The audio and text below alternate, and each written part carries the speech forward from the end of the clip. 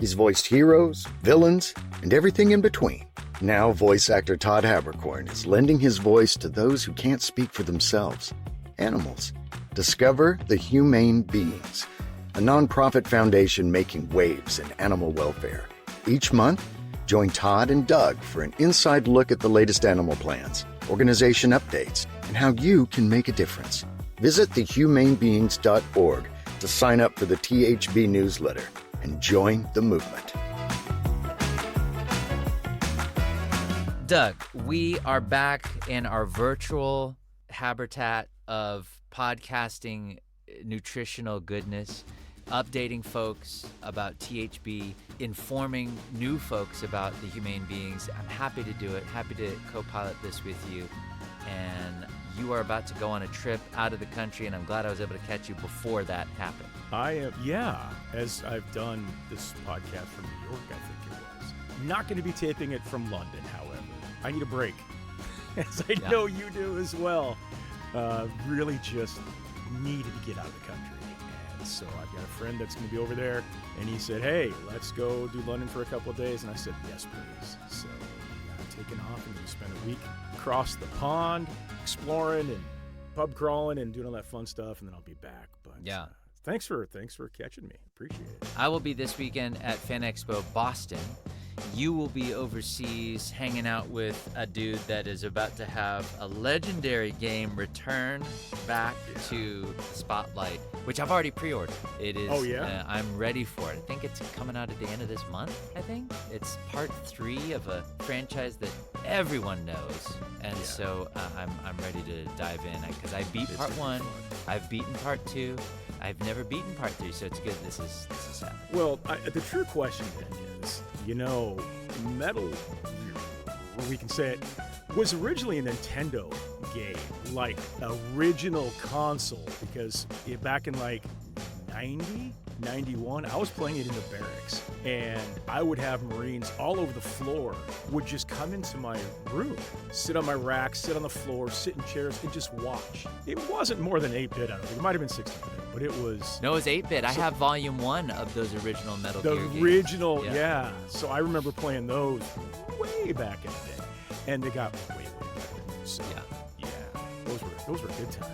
Now, when you were playing, because you were in your Marine training, where you're like, that's not how that would be done. It was fun. I was actually in language school at the time. I was in Monterey, California, which, by the way, didn't suck at all. It was amazing. So it was, it was fun to watch. Look, it's a video game. I don't know that we take any of that seriously, to be honest with you. I know Marines that play today, and they play Call of Duty and all that, and there's a definite separation. But I will tell you, if you actually get online and start playing against some of these guys, be very careful, because their communication is really, really good. Yeah. Skill sets, who knows, but they communicate, and they will use that to just wipe you out. So yeah, there's a new COD zombie map. What? I want to say it's out, but I think I would have seen because that's my thing. That's all I play. Well, I stay up to date on zombies. I've beaten the last map unguided, which is impressive. It was it was a lot of rolled up sleeves and getting down to like literally writing the notes down on what we need to do and going through the notes and being like, okay, now get this switch. You got to get the floppy disk from da-da-da and all that stuff. I can't believe. Wow. But unguided. So you didn't go once online and see what other people were doing or how they did it? Absolutely had to do that. But I mean, I was like, that's crazy. I mean, unguided meaning like, because if you beat it before the game guides you, you get that special calling card with the blindfold. But so video game things. So I've got we haven't really, at least in my world, I have not had a lot of time for a ton of games because just being pulled in so many different directions. But we wanted to make sure that we update everybody that is listening to the newsletter podcast or you're reading the newsletter. I get stopped at studios from people that support us and mention how they like the newsletter, they like the podcast. So glad we're able to inform everybody of what's going on. One of the things that we're doing, piggybacking off our last newsletter, our last podcast, which you can get at Apple Podcasts, you can get it on Spotify, you can get it Spotify, Podbean, our website, thehumanebeings.org. We were talking about how as much as we love animals and as passionate as we are to help these shelters and sanctuaries, we have to do it in a sustainable way. We have to do it in a way that really thinks about the whole picture, as opposed to, because part of the reason why we do this is because I've seen shelters that have 100% heart, but then they don't have much else in terms of stability of being able to go the distance with their rescue. So I don't want to fall into that category. So that's why we're really trying, especially we're less than a year old. And so I'm really trying to structure things to where we have that longevity. So one of the things that we're doing is we're getting into more of the brand awareness, which is an odd thing to think about with our nonprofit, but you have to think about it. Like when you think about PETA, or like we were talking about earlier, one of the other shelters in California, when you're thinking about them, you immediately can think of what their branding looks like and such. So their mission, all that stuff. And that is important. So one thing that we're doing that's fun, I think, is when I go to conventions, I see a lot of unique t-shirts, and we're like, you know what, let's do a cool t-shirt campaign. So we've got a lot of designs for THB t-shirt merch, but I like them all. But I thought it would be kind of cool if we had the fans select what our first t-shirt merch release would be. And we would then give prototypes of those shirts to random fans that voted on these shirts to see what they think. And so I think it's a great idea. And I just found out that you actually have designs done, because I haven't seen them yet. That's amazing. You know what? I'll show you. We've got. It's okay. I'm just giving you a hard time. Yeah, we've got a handful, so they'll eventually all get out there. I can't wait to see them. Yeah. Well, one thing that we want to do also in the futures beyond this is get animal-friendly artists to do runs of designs for shirts, and we highlight the artist, and then we support a shelter. So let's say we get an artist that they love. You know, we pick their favorite animal. We find a charity that really focuses in on that animal. They draw something or paint something that would go on a shirt. Those funds would help support that specific shelter. And so those are things that I want to do as we start to develop this t-shirt side of things. That's amazing. And one of the other things that we've been developing from pretty early on is our brand ambassador program. You had a good idea with that in Savannah. Your partner in crime on social media had some thoughts on that. Yeah, little partner in crime. We love our ambassadors. We truly do. It's amazing that they're stepping up and helping. We're very, very thankful. We haven't done, I'll own this, we haven't done the best job of really involving them in the social media aspect of what we're doing.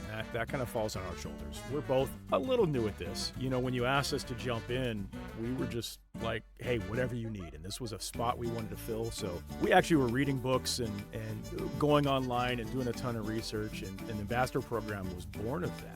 We just haven't done the best job of really getting them involved. So that's going to be a push of ours now, is to get our ambassadors involved, tag them more in our posts, try to get them to like and share or reshare or whatever we can do to help get the word to their fans as well. So we're really going to make a push to be more active with the ambassadors. We had some that are great, don't get me wrong. It's not them, it's us. So we're fixing it. We're going to work on this. We're going to build that camaraderie, that teamwork. And we're also going to ask if there's actors, voice actors, whomever out there that you'd love to see involved with this too. You see them at cons, let us know. If you've talked to somebody in line, you're standing in line at the con and they've told you about their favorite pet or whatever, let us know. We'll reach out to them and chat with them. We'd love to bring them on board and grow this base, and hopefully get a groundswell of followers and viewers and listeners and build this thing past the 1 year that we're coming up on soon. And also, in addition to us tagging them and fans tagging ambassadors and tagging folks that you want to see be ambassadors that we can approach, all of that is helpful. And all of that is part of what you've talked about several times, Doug, in previous episodes, which is like, you want people and THB wants people to be a part of the growth of the Humane Beings and part of that and feel a certain amount of virtual partnership with us as we ownership. We do this. We want you to own this with us. I've talked about this a bunch of times, and I'm sorry if I keep doing it, but we really want this to be a community friends and people who care about animals want to see better things in this world right now. And this is something we can do. We can make a difference here. So we want this to be something that everybody feels like they're a part of it. You don't just give $5 and walk away, or retweet a couple things and not pay attention. We want you to become part of what we're doing and grow with us and help us grow, so that you feel like the time you're giving or the donations you're giving are really going to a great cause that you can be passionate about, we're passionate about, and we're making a difference together. And I think with a lot of these fundraising efforts we see, the charities, it seems to me oftentimes we want to help, like we'll make a donation or whatever, but then we just kind of go our separate ways and whatnot. And that's, like you said, that's certainly not the goal here. We want to build a community. So come join us, build with us, like, retweet, share, talk to us. We will respond, I promise. And also with along the lines of that building that we were talking about, is we do have to build some of the real world things that we face with a nonprofit that has people involved, and we've got goals we want to accomplish and shelters we want to reach out to and help. Is we need grants, we need funding, we need sponsorship. And so one of the newest things that we have on board is you can go to mygivingcircle.org, where your votes help us literally rise through the ranks to get access to grants. And it's solely based on number of votes. That's an easy way. There are so many ways that you can help THB. And we've talked about the reasons why helping THB helps other shelters, but this is one of the easy ways. Outside of just following us on socials and getting the word out, you can go vote for free at mygivingcircle.org. We also have we're dipping a toe into the world of grants, which is another new hat we're wearing. Oh my goodness. And one of the people, the owner of our first caffeinated sponsor, Second Wind Beverages and Snacks, located in Pensacola. Thank you, Second Wind. They're the ones that created a special Natsu syrup, coffee syrup, handmade, handcrafted, and every bottle that they sell, I've autographed, I believe, 1,000 bottles. And every sale they send a portion of the proceeds to us, and they've been great with that. And the owner, Liv, has been so generous with wanting to help with grant stuff. And so they're working with me on that. And also there's a naval, they do stuff with the Navy, and they're helping.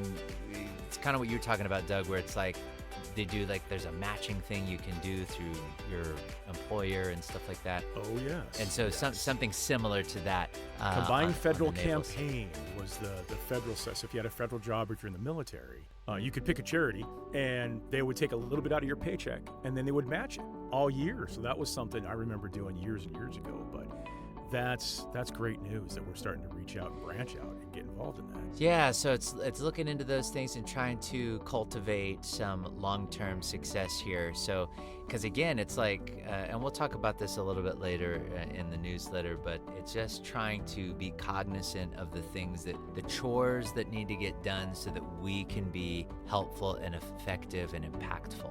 So we will touch on that a bit later. But along the lines of those buildings, Doug found something that was really helpful that we're just diving into as well. All these new things that we're discovering as a nonprofit, and Doug brought this to the table. Yeah. Hey, Todd, building a nonprofit is hard. It's not easy. Do you get that feeling? Because holy mackerel. I thought I could just watch a YouTube video and then it'd be done. Right? Oh, it is. Look, there's probably small business owners out there just laughing at us right now going, yeah, no kidding, right? But I mean, neither one of us had experience in this. Well, and the thing it was all new. You don't freaking know what you don't know. And then until you know you don't know it, and then it's too much. Yeah. No, so it's one of the things, poking around, just trying to find help, right? Because there are free programs out there. There's stuff as a nonprofit you can reach out and get help. And one of them was Google Ads. Turns out they have an amazing nonprofit program. Well, they will just basically give you these virtual dollars that you can spend on Google ad placement to get your word out. They have ambassadors that will work with you, teach you how the process works, help you with your buys and your spends. It's an amazing experience. It is a long experience to navigate to get to that end point, as Todd knows, because he actually did most of the legwork. I found it and said, "Hey Todd, look at this," and then he kind of had to run with it, which really sucked for him. Because but they in the end, because they got to verify your government information, your numbers, your this. They got to they have all the to stuff I yeah. don't have, I had to push it on you, unfortunately. But once we do that, once we were able to clear all those hurdles, you've had some great conversations with them, as I understand. Yeah, because they connect to other organizations that help nonprofits. Meeting with them, there's a whole network of nonprofit-friendly access to softwares that we use, Adobe softwares that we use, things like that, with our social media creation and different campaign aids such as social media consultants and things like that we're learning about and are going to meet with us and help give us a leg up, because this is a blank canvas. All I wanted to do was be, I keep saying this word, impactful, but I wanted to make an impact in animal welfare.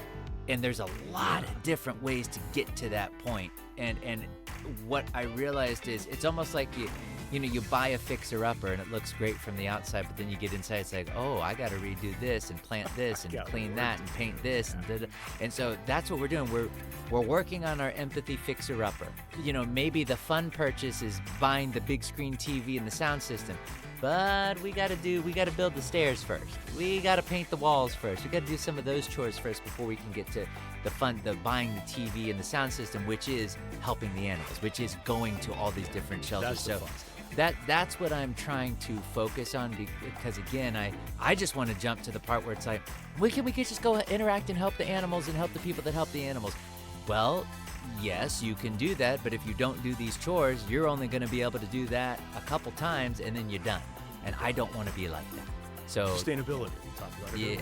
And so that's why when Doug found that out about Google Ads, and it was daunting. It's scary shit, because it's like, I don't know all of that stuff. I don't know. It's a lot of learning new stuff and putting yourself in situations where you don't have all the knowledge. It's like, I mean, Doug, with how we interact at conventions and stuff, you've been doing that a long time, so you're comfortable in that world. When you do learn something new, okay, you absorb it, but it's not anxiety inducing. It's just like, oh, okay, I'll make that adjustment. You're building on a foundation, right? Yeah. You've already got that foundation. You're just adding a touch of paint to the house. Yeah. You've got it there. With me, with voiceover, I know all the things. And when I learn something new, I add it to the roux. But it's like, I got the stew. I know how to make that stew. This is 1,000. It continues to be a humbling experience, and so it was a barren parking lot with no plumbing and electricity, and somebody said, build a mansion. Yeah, so that's what we're trying to do, and so one of the things that we've talked about is this international trip to Zimbabwe, and so that's something that was important to me, to get out there and work with the rhinos and work with this specific sanctuary.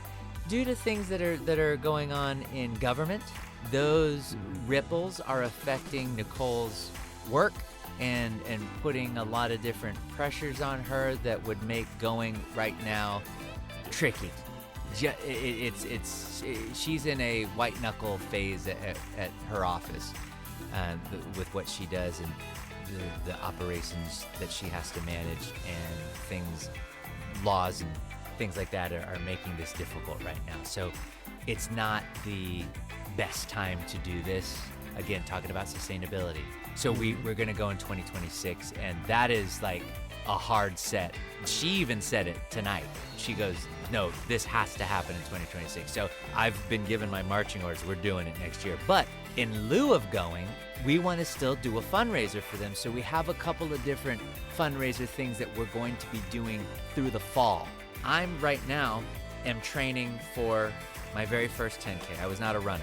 I started running in December. I did a 5K a couple months ago, and now I'm training for a 10K. So I want to do a fundraiser where we stream live me doing a 10K, and we're going to have an MC.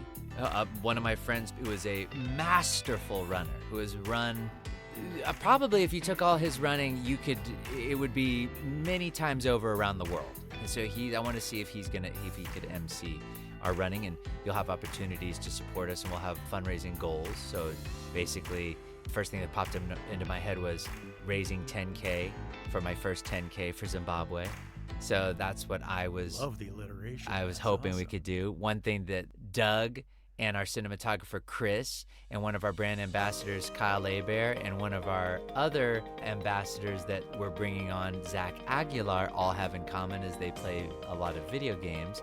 So we thought we would do a little Call of Duty action where we can do some zombie flavor, some TDM, little team deathmatch flavor. And so we will have milestones, gaming milestones, that'll be little fundraiser goals there. So we want to try to do that. These are all things that we're going to be planning in the coming weeks here, and we'll get these details out to you. Nicole used to be a professional chef, so she is going I to... didn't know that. Mm-hmm.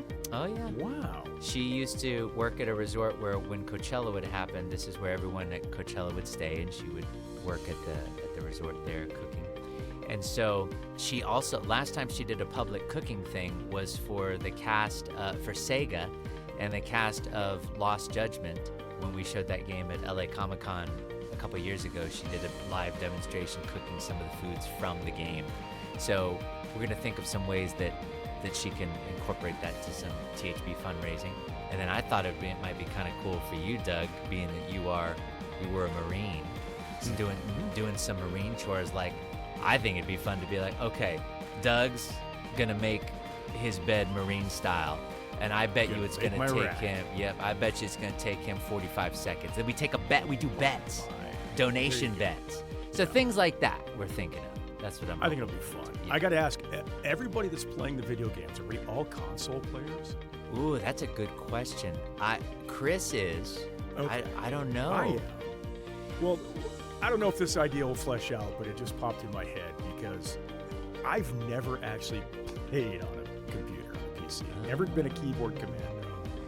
So I thought it might be fun if we were able to logistically get this done. If none of us have actually used keyboard and mouse, find some fun, simple game and all of us try and do keyboard and mouse and see if we can get through the game. Because that could be really interesting. Okay. But so, something to think about. We'll talk about it. Okay. Maybe we can get there. Maybe yeah. not.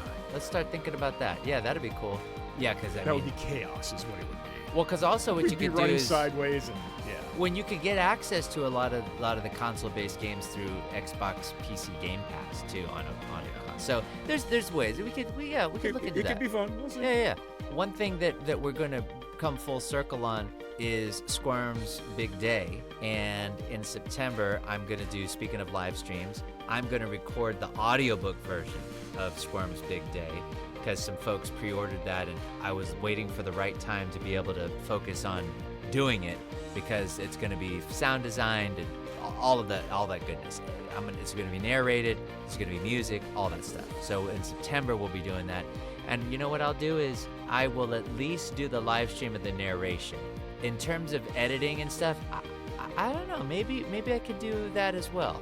I don't know. But we're going to get that knocked out, the audiobook version of the book. You can get that at the website, thehumanebeings.org. If you want to get a coloring book version, if you want to get a softback version, and all those support the Humane Beings. And then the second book, Book 2 of Squirm's Big Day, because at the end of Book 1, he found himself, spoiler alert, in a totally different universe with a talking rooster. So we've got more characters to come. I can see them in my head right now, but you'll find out later in Book 2. But so that's what's been taking up a lot of our time, putting these foundations together for our organization. And so just wanted to reiterate that, we want to make sure that we can be sustainable as an organization. So our original goal was to go to 6 shelters a year.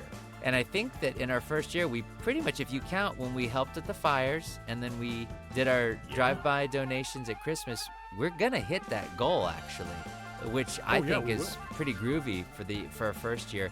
I think we've got a really cool shelter that we're gonna go to probably around Christmas. I'm thinking is we're gonna go to NorCal and a fan came up and they work at a really exciting shelter, a sanctuary really, and we would love to go up there. We're going to bring some ambassadors with us, and I think that'll be a great way to close out the year, THB style. Oh, absolutely. So plus I mean, I live in Seattle, so going to Northern California in the winter, okay. Yeah. I have no problem with that. So that'd be Please? fun. Please? It's gonna be a THB army, because if you go, then Courtney, Derek, because we're gonna have to get some cool drone footage. Chris, me, Nicole, and then whatever ambassador, Savannah, and then and whatever. We've had several ambassadors tell us if we do something again in California, they're in. So that's gonna be. We'll make that call. A lot of folks. Okay. All right. So we have to coordinate that. So that'd be our big. That's a lot of fun. That's a lot of filming, and that's gonna be. That's gonna be fun. Yeah. And so to close us out, I wanted. We've heard of my favorites. I want to hear Doug's favorites. I have not experienced these yet. So Doug, you're gonna have to take me through these here. We interrupt this broadcast to bring you the badass donors of this newsletter. Hold on to your nests, wise owls. We've got Dante Bosco, Jesse McDavitt, John Rogers, and Cheryl Washburn. If you look out onto the safari and you see loyal lions, you'll see the mane of Eric Vale, Omar Spahi, and Second Wind beverages and snacks. We now return you to your regularly scheduled programming. I didn't know what to put. So, favorite piece of content. I don't know if this is what you're asking for, but watching a lot of like crimey, procedural, action drama, suspense stuff lately.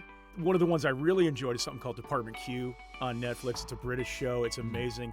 And Slow Horses. If you have not seen Gary Oldman in Slow Horses, you are missing out. Really good show. I've seen the first 2 episodes. That's it? Yeah. You weren't hooked?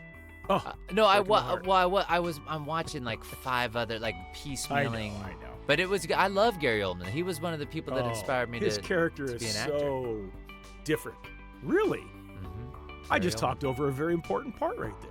Say that again? Gary Oldman. There are a couple actors that inspired me as a kid to go into acting. Gary Oldman is absolutely one of them, because my parents would take me to see probably movies that I shouldn't have been watching, but seeing Gary Oldman's performance in a lot of his early stuff was really just, and I didn't even know why. I was just like, I am so intrigued by this, and this movie should not do that to me. It's a movie where it's like a little kid would not be interested in a movie called Immortal Beloved, which is when he portrayed Beethoven. Why would that interest me? And I totally watched it and loved it. So, yeah, absolutely, got to check out. So if he wants to be an ambassador, we'll let him come on board. That'd be great. No problem. Yeah, I mean, but he's gonna have to sign my Batman cowl. Oh, there you go. Yeah, that would be amazing. Favorite brand right now? I've been supporting a company that's been doing Kickstarters for years. It's a company called Corin Design. They make travel backpacks, satchels, things like that, and they're absolutely amazing. Look them up if you have a chance. Especially if you go to cons, travel. The stuff they make is like knife-proof, cut-proof. They have security cables that come out so you can loop it around something and lock it down. TSA locks are really comfortable. Just really good stuff for the traveling that you and I do a lot. So Corin Design has been something, and they just finished another Kickstarter that I supported, but they've got some really cool stuff out there, especially if you travel, geared towards security and safety for the traveler. Favorite meal? I am in love with a Korean barbecue place here in the area. It's in a city called Kirkland. It's Seoul Meat Company. It's $46, all you can eat. They give you 2.5 hours, which is way too long. You can't last that long. You sit at the table and the stove is right there. The burning element is right there. They bring you the raw food and you throw it on and you cook it yourself. And it's so much fun. The food, we thought of you last time we went because their vegetarian menu is prolific. There's a ton of stuff on I love that. We were like, next time you guys come out, we're taking you to Seoul Meats. It's so good. Sven and I will go through the bulgogi like it's nobody's business. We will tear that stuff up. Well, I think I want to give a shout out to the genius restaurants that train the people that come in to cook their own food. Right? That's take half the work out of their day. It's like, you're going to pay us and you're cooking your food. But it was when I lived in Japan. There was a little restaurant there. It was my all-time favorite when I lived there. It was called Tin Shan Chan, and it was back then I think it was 1,000 yen all you could eat, something like that. And it was the same concept. It was just this little mom and pop. They had like 6 tables in there. And the table had a burner, and you'd walk in and Mama-san would go over and she'd fire that burner up and she'd bring a bowl of rice over, and they had a cooler against the wall. You just grab a plate and it was full of raw meats and veggies. And you would just, load your plate up, go sit down at your table and sit with your friends and cook your food and chat. And it was such an amazing time. The food was so good because, they'd bring out their homemade sauces for the different meats and stuff. Anyway, I'm rambling. It was amazing, and I got to find something like that again. And I love the social aspect of it. And yes, we should be paying less because we're cooking our own food, but it's so worth it. It's so worth it. Well, I guess the caveat is you don't get your own beverages. So I guess in a court of law, they would say, well, we do bring you drink. But it is all you can eat, and they bring out like ribeye steaks. I mean, you can really feast if you want to. Yeah. Or for you, lots of other things that are good, veggies and stuff. Yeah. Anyway, favorite song. So I think I was at work, and in our lobby, they have like an 80s station that plays, Muzak or whatever. And a song from the 90s came on, which surprised me. But it's like an older, it's my generation. Maybe it's 80s and 90s. But Billy Myers, who's a British singer, in 1997 had a song called Kiss the Rain. And that song came on, and I hadn't heard it in years and years and years. And it literally stopped me in my tracks. And I went, oh, I remember loving this song. And I actually just kind of stood there and listened to it. Immediately went to Spotify and built a new playlist. And that was the foundation of the playlist. I think the playlist is called I Got Your Smooth Stuff Right Here. I think is what I called it, because it's all just like these really smooth, cool beats, different songs. So if you haven't heard that since 97, go to Spotify, wherever you listen to a song. It's a great song. And who says we haven't invented time machines yet? Boom, pop into Spotify, transport yourself. Right back. Yeah, right back. It was, it's also too, though, Todd, I think you and I both, you're not quite there yet, but I'm getting there. Stuff I listened to when I was in high school is considered oldies now, Well, so. I mean, the thing is, everybody's going to get there if you're lucky. Oh, you're all getting there. Yeah. That's the thing, if you're lucky. You're lucky. It's crazy. The people that are like, ew, that station, you'll get there. Yeah. You'll get there. Yeah. Wait till you hear Justin Timberlake or One Direction or Yeah. Panic at the Disco on the oldies, the classic station. Yeah. You got there. You'll know. Well, cool. We did it. We THB. did it. We're kicking it. We're foundationing it. We're being impactful where we can. We got more coming. Follow us. Spread the word. Tag people. And we'll talk to you soon. Keep watering that empathy plant. Thanks for joining us. We really appreciate you. Want to continue the adventure? Head to thehumanebeings.org and explore ways to get involved. Follow us on our socials for heartwarming stories and updates. Ready to make a real difference? Volunteer your time, donate to the cause, or even spread the word to animal-loving friends and businesses. Every action, big or small, makes an impact for these animals. Their hope is in our hands.